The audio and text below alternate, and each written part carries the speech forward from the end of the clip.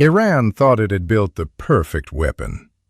For 40 years, Tehran sat at the mouth of the Strait of Hormuz and told the world, quietly, persistently, and with absolute conviction, that this narrow corridor of water was its ultimate trump card. Close the strait, and the global economy chokes. Close the strait, and America backs down. Close the strait, and every nation on earth that needs oil comes crawling to Tehran for permission to survive.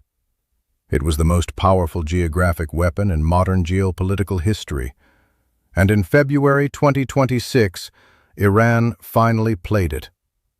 But what Iran did not calculate, what its strategists failed to model, what its generals never once prepared for, is that the moment it closed the strait, it handed its own neighbors the political permission they needed to destroy the one thing Iran had spent 4 decades using as leverage.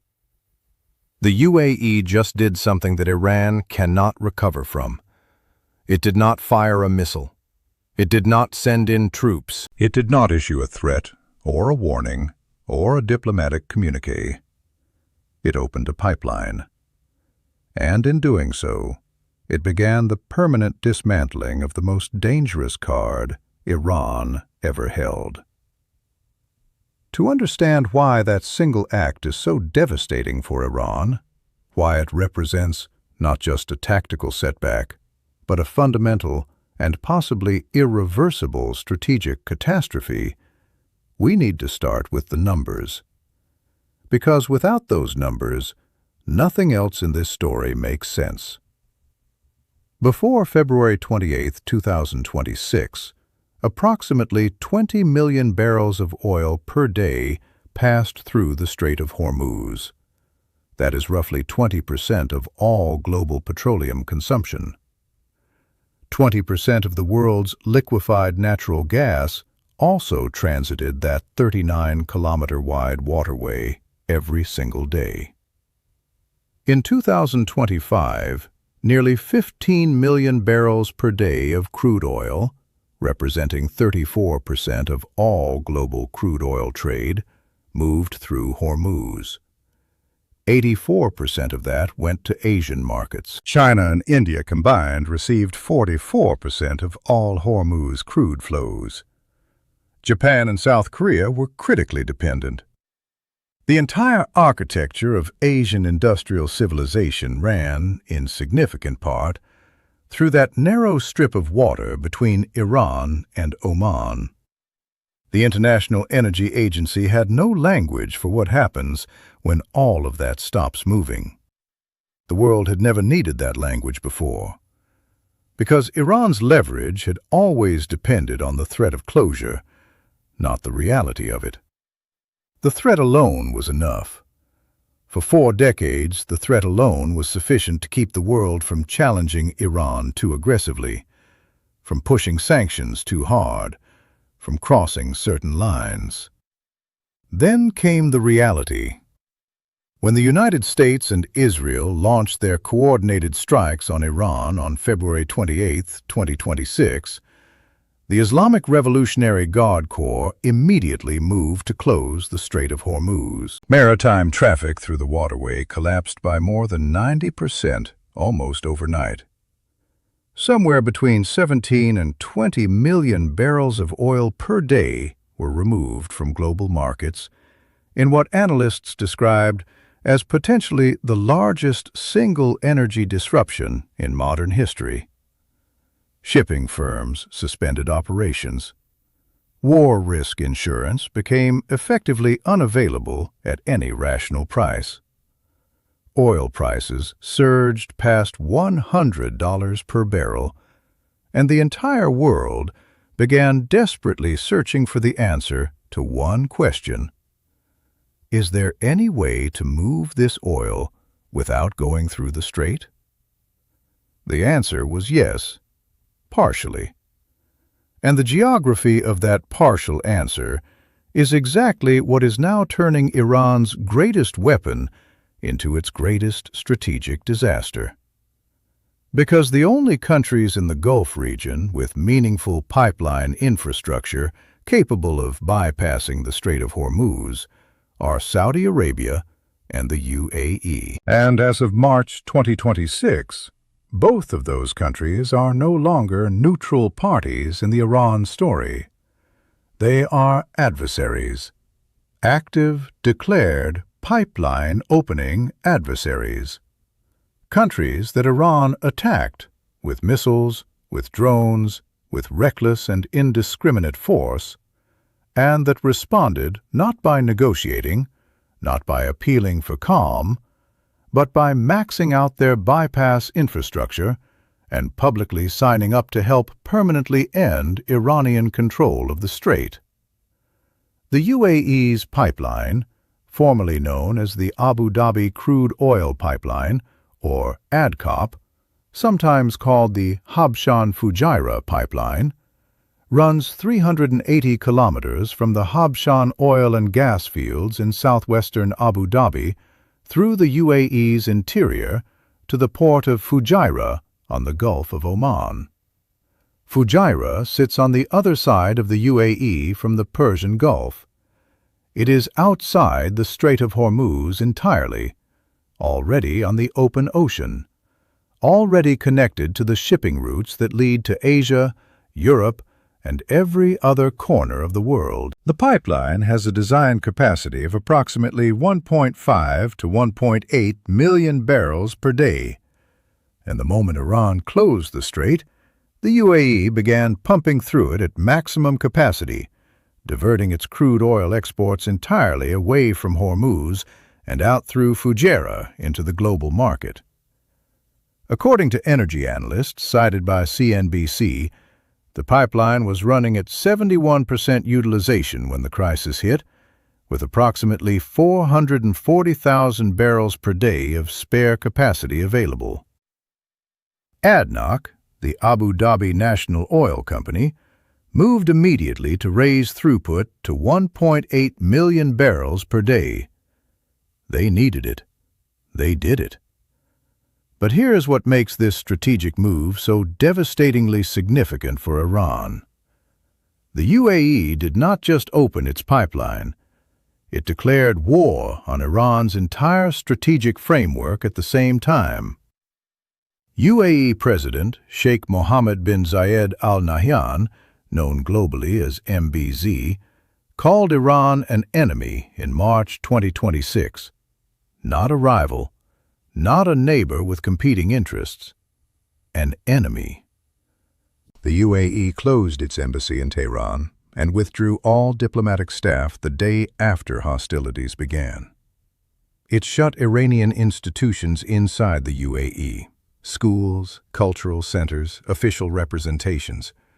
And then, in a move that would have been unthinkable even 12 months earlier, the UAE publicly announced that it would support a U.S. military operation to forcefully take control of the Strait of Hormuz.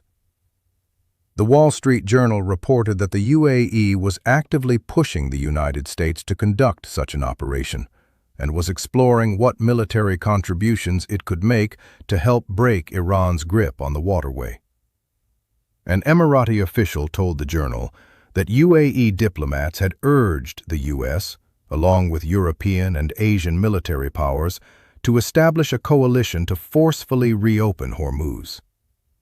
The UAE even suggested that the United States should consider occupying Iranian-held islands in the strait, including Abu Musa, which Abu Dhabi has long claimed as its own territory. This is not a neutral country threading a careful diplomatic needle. This is a country that has been bombed by Iran, that watched Iranian missiles and drones strike its airports, its refineries, its financial centers, and its ports, and that responded by declaring Iran an enemy, opening its bypass pipeline at maximum capacity, and signing up to help destroy the strategic architecture Iran spent 4 decades building. The scale of what Iran did to the UAE makes that response entirely understandable. According to the UAE Ministry of Defense, Iranian forces tracked 174 ballistic missiles at UAE territory. 161 were intercepted. 13 fell into the sea. 689 drones were detected, with 645 intercepted. 8 cruise missiles actually struck Emirati soil. Iranian drones hit the port of Fujairah, the very endpoint of the bypass pipeline the UAE was using to circumvent the strait, triggering fires and temporarily suspending oil loading operations. Iranian attacks struck Dubai International Airport, causing a fire and forcing a temporary closure. An Iranian strike hit an ADNOC refinery facility capable of processing 922,000 barrels of crude per day, forcing a shutdown. A tower in Dubai Creek Harbor was hit. The Dubai International Financial Center Innovation Hub was damaged. A Palestinian national was killed by a missile striking a civilian car in Abu Dhabi. 2 UAE service members died during defensive operations. Iran did not just threaten the UAE, it attacked it repeatedly, recklessly, and without restraint, including striking the exact infrastructure the UAE was using to export its own oil around the strait. And the effect of those attacks was the precise opposite of what Iran intended. Every missile that hit UAE soil converted one more diplomatic stakeholder into an active opponent. Every drone that struck the Fujairah terminal made one more Asian country that depends on Gulf oil angrier at Tehran and more supportive of military action to reopen the waterway permanently. Iran's strategy to punish the UAE for supporting American operations managed, with a kind of perfect, devastating irony, to strengthen Emirati resolve rather than weaken it. Now let us talk about what Iran's Hormuz gambit actually costs Iran itself, because this is the dimension that almost every analysis of this crisis misses entirely. Iran needs the strait too.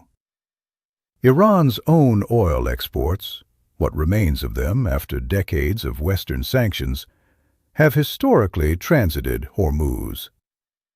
Iran inaugurated its own bypass pipeline, known as the Ghoreh-Jask pipeline, in July 2021, specifically to give itself an alternative export route on the Gulf of Oman. But that pipeline's effective capacity remains approximately 300,000 barrels per day, and it actually stopped loading cargoes after September 2024, before the current crisis even began. Iran's bypass is not operational at meaningful scale, which means Iran chose to close a waterway that it also depends on in pursuit of leverage over countries that have alternatives it does not have. The strategic miscalculation here is staggering in its dimensions. Saudi Arabia's pipeline response has amplified the UAE's action into something that approaches a genuine, if still partial, redirect of Gulf energy flows. Saudi Arabia's east-west crude oil pipeline, known as the Petroline, runs 1,200 kilometers from the Abqaiq oil processing center near the Persian Gulf Coast to the Yanbu export hub on the Red Sea.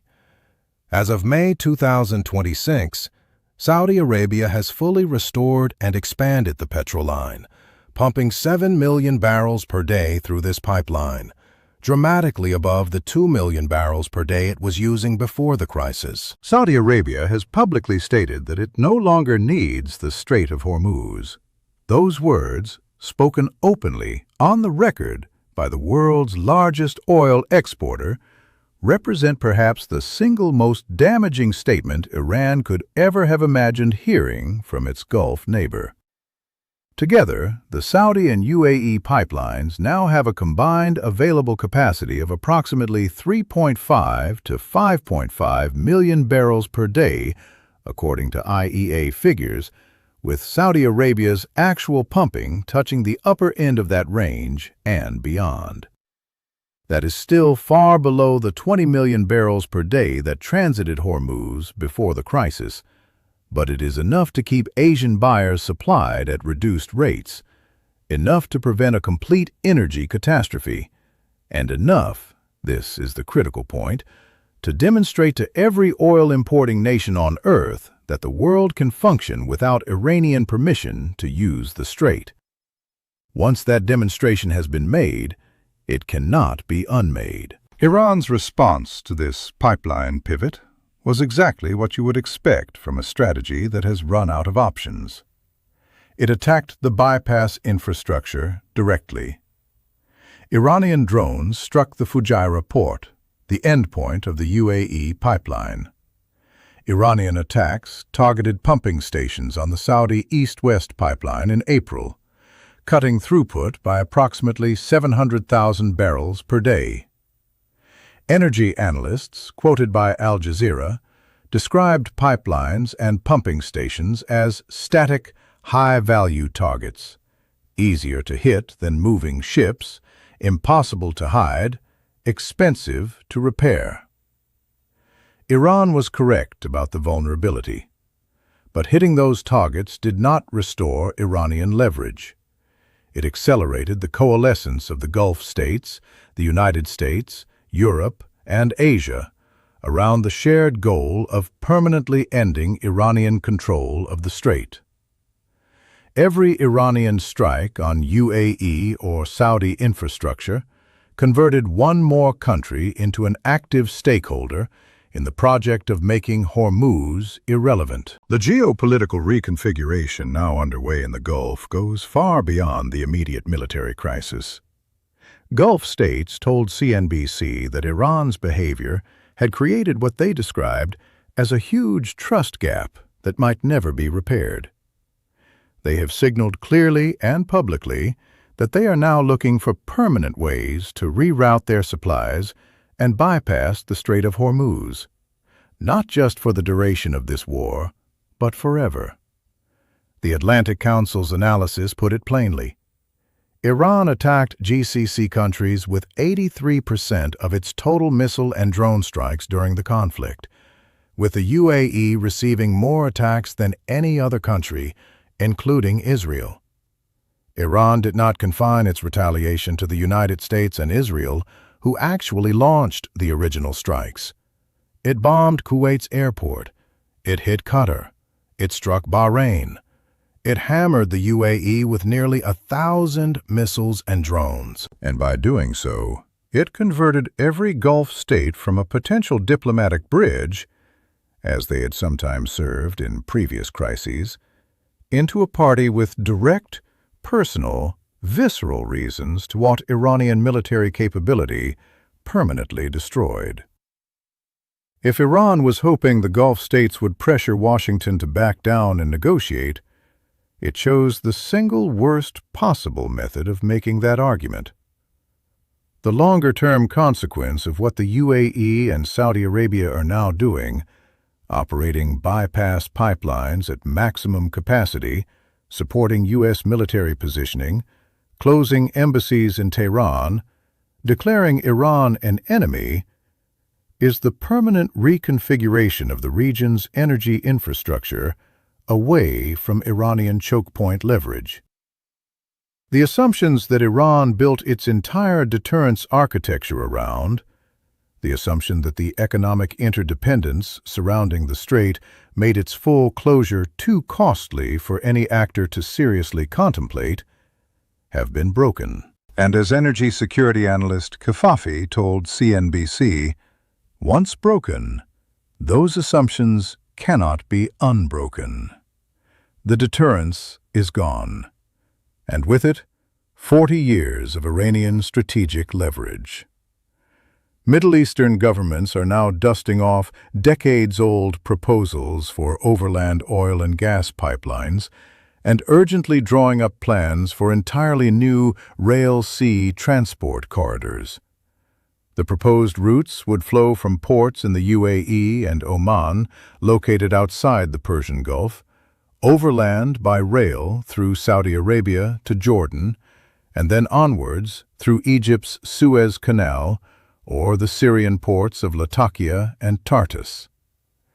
Analysts describe this as a structural shift in the Middle East's logistics, a permanent move away from dependence on the region's established but vulnerable infrastructure in the Persian Gulf. The most ambitious version of the bypass project is the proposed 116-kilometer UAE corridor concept.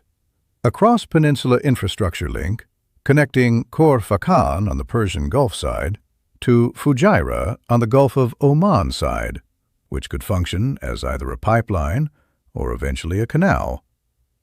The Defense Horizon Journal framed the strategic logic clearly.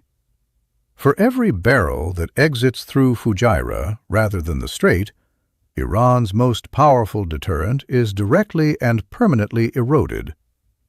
A bypass capable of carrying 2 to 4 million barrels per day would not replace Hormuz entirely, but it would reduce the catastrophic leverage of closing it, transforming Hormuz from a binary on-off switch for global energy into one important route among several. And that transformation, once completed, changes the strategic equation that Iran has depended on for 4 decades in a way that no future Iranian government can reverse. Lead emerging markets economist Lucila Bonilla at Oxford Economics told CNBC that the war has accelerated investments in bypass routes dramatically, and that as other countries reroute their oil flows, Iran's main strategic leverage weakens in direct proportion. That weakening is not temporary. It is structural. It is the kind of change that compounds over time as new infrastructure is built, new supply agreements are signed, and new trade routes become established and normalized. Iran's plan was to weaponize geography, to hold a choke point and use it as a permanent source of leverage over a world that had no alternative. The UAE's plan, backed by Saudi Arabia, supported by the U.S. Navy, cheered on by every Asian country that needs Gulf oil, is to make that geography irrelevant. Not tomorrow, not in 6 months, but over the course of the infrastructure investments and diplomatic realignments that the 2026 crisis has permanently accelerated.